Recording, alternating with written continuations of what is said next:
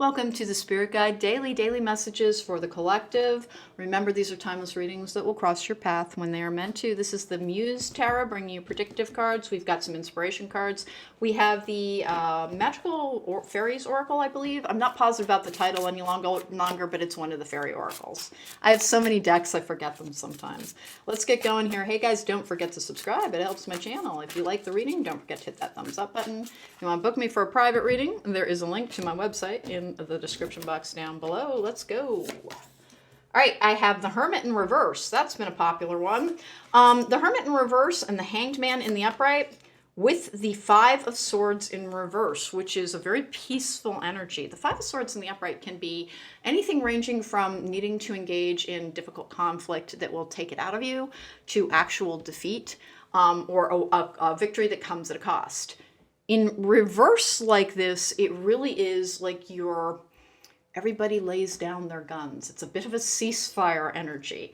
The Hermit in reverse is a very positive energy. It is about coming out of stasis after having had time to heal, having learned the lessons of sometimes the difficult circumstances that were brought your way.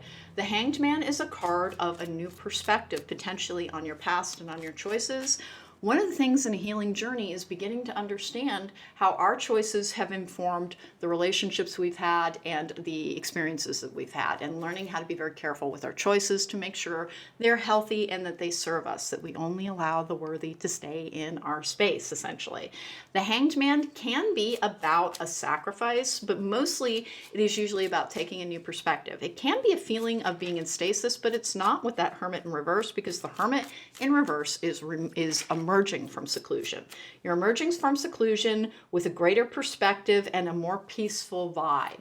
This is an energy of somebody who, like, you're starting a new chapter in life that has fewer challenges and more opportunities to apply the lessons that you have learned, sometimes through hard experience. And that is part of everybody's journey. I always encourage my clients to remember, please, if you ask, why did this happen to me? Understand there's never a why, because why would it ever happen to anybody? So accept that struggle is part of life and look for the lessons in it. Learn the lesson and the lesson won't repeat. And why do we have struggles? Because that is how we learn about our strength and our weakness and what we need to improve. And so if you're here on a learning journey, which everybody in my collective would be, like energy is attracting like energy, then sometimes kind of difficulties will have crossed your path. In order for you to learn how to solve them, it's a good strategy. All right, here we go. I let go, I release, I am within perfect possibility. That's the Dark Moon card. That's very, very interesting, because it really is as if you have surrendered to the flow at long last after trying to make the flow forever. And since I have so many people who can do magic in my collective, that's the thing that I have to remind them of, is that even when we can manifest, even when we can do magic, if we're trying to manifest something that is outside of our fateful path, no amount of magic will bring it to be, because our higher self will stop it. It's not our guides blocking anything. It's our higher self that came here to walk a particular path and to learn particular things. And sometimes our ego gets wrapped up in wanting things that may not be great for us. So the I let go, I release, it's a surrender energy. And the saying is, surrender, surrender, and all will come to you. Meaning, be with the flow and more will flow to you. If you try to make the flow, you will cause your own, basically, clogs. And we all do it. We all do it. Nature signs. Be receptive to the subtle messages from nature as you go about your day. Nature talks to us continually. We need only open our hearts and minds. Hey, pay a little bit of attention to this, because that's what synchronicities are. And synchronicities come in many forms.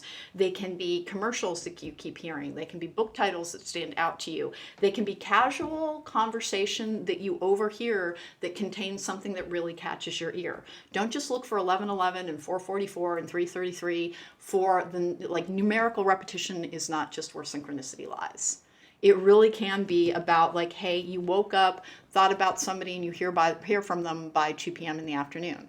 That, honest to goodness, is your guides and the universe trying to reach out to you to make sure that you feel less alone. Now, we have 2 major arcana right in a row, which is a fateful force at work. Basically, your fate is coming to meet you now after a long period of you needing to sit with yourself until you understood yourself, which is honest to goodness what being held in stasis is. It is not a punishment. It is not your guides hate you so they keep you in a box and you can't ever have anything. It is you need to sit with yourself until you fully understand yourself, including some of your weaknesses, because we all have them. And it isn't about a fault. It is about what we are working on and trying to strengthen. With this Five of Swords in reverse, though, I have this beautiful, you're giving up the fight, you're surrendering. You're allowing the universe to determine that your possibilities will come to you as they are meant to, and that the universe usually doesn't need us to do a great deal of math. Now, every now and then you have to break a curse or, have a generational curse released. Magic holds place, sometimes even in accelerating healing.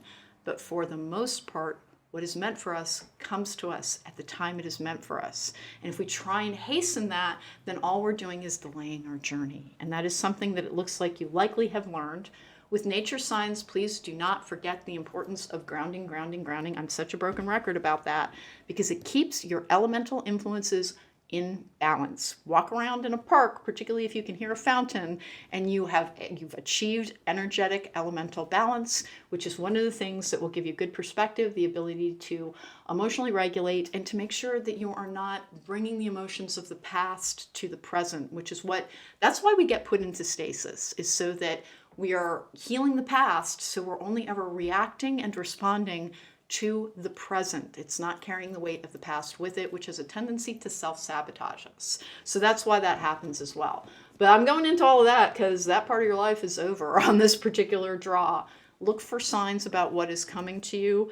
Relax into the flow of what the universe has in store for you. More and more is coming to you, including more peace and potentially a lot of opportunity for you to appreciate and admire your own growth. That was the Spirit Guide Daily for today. I will see you again soon. Please don't forget to subscribe, and don't forget to look for my new podcast called Logical Magic, Examining Esoterica.